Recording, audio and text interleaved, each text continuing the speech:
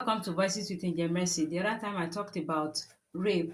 I talked about forms of rape, who are the victims of rape, who are the perpetrators, what should the victim of rape do.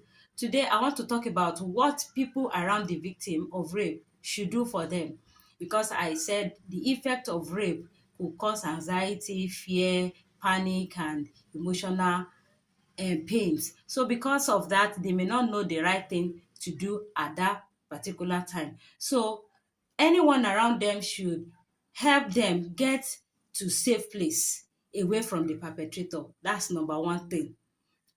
Get them away from there. Then you have to do this. You have to stay calm, avoid asking them any form of question at that moment, and make sure that you get them to a trusted authority and or medical service. So why do they need this medical service? Because like I said the other time, to prevent a lot of things. Number one thing is that of course there will be injuries. So they will treat their injuries, then they will have to take the injection to prevent infections like HIV. It also help them to prevent unwanted pregnancy. So when they go, they'll be able to treat them and prevent them having unwanted pregnancy.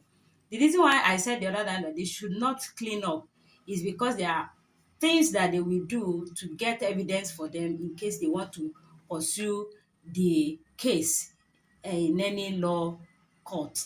So the victim of rape needs emotional support.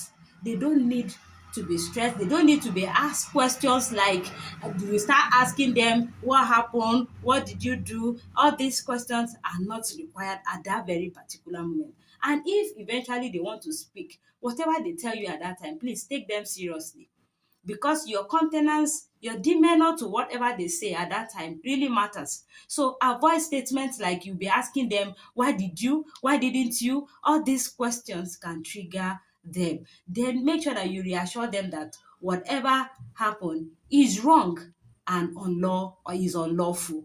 Let them know that whatever that has happened to them is wrong and it is unlawful. Help them to know that at that time, whatever that must have happened to them at that time is not right. Then don't force them. Number one thing, don't force them to start going up and down and go and be reporting. If they are not ready at that time, because the shock will still be there, the panic will be there. Let them keep calm. Let them stay calm at that time. Then help them step by step to take whatever step they want to take. Don't rush them. Then you have to promise them that whatever they have told you is intact. That is what we call confidentiality.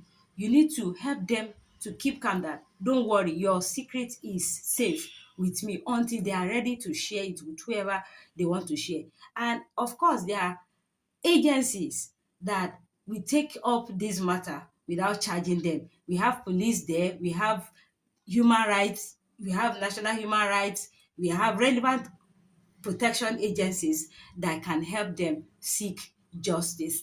Then let them know that there are legal aids that will not charge them, like all these pro bono lawyers. They will be ready to represent them in court. Psychological care too is there. Help them psychologically, help them, encourage them to seek for counseling. They need counseling and therapy. Let them go for therapy, let them go for counseling, let them know that this thing has happened to people before and they are still very much alive, they are still doing well. Let them know that if you help them to seek for counseling from professional bodies, it will prevent what we call post-traumatic stress disorder. They won't go, into depression. They won't go, they will not be thinking of committing suicide. So you need to really, really avoid any question that might trigger to commit suicide or make them go depressed. Questions like all these blaming question, why did you go to that place? If you had not go, you have not, things like this wouldn't have happened to you, or shaming them. If you shame them that it's because you walk anyhow, you go anywhere anyhow, that's why you were raped. Or start to spread the information. Do you know what happened to this person? He was raped, this person was raped, this thing was this that was that. It can make them commit suicide or go depressed. Then another important thing that we should please and please never do to them is to teach them or to coerce them, force them to forgive the perpetrator or ask them to go silent. It is very, very wrong. Regardless of who the perpetrator may be, you start saying, you need to forgive, oh, is your father. Hey, if you don't forgive your father, you not pay your school fees again, oh. If you don't forgive your father, you ask us to pack from his house. If you don't forgive your brother, who can I tell that your brother has done this to you? People will mock me. Don't say it. It's your uncle. What can you do? It's our pastor. Do you want to scatter the church? If you say this now, they'll say it's Omolagbaja that scattered the church. Is Imam o. Alhaji ni. Don't mention Alhaji's name. If you do this, that. Oh, he's your boss. He's our boss. So if you do, he will sack you. Is this, is that. See, please, we should not encourage them to forgive or to go silent. Let them seek for the justice they really deserve. Because why? If you don't let them speak up now, such thing will still happen again to another person. We are now in the era of speaking out. We are now in the era of not keeping quiet. For someone to just, think they can do anything anyhow and go scot-free. No. So I want to encourage everyone out there that when we see something, we should say something, and you should do something, not just say something, but you have to take the necessary and the legal steps to salvage the situation.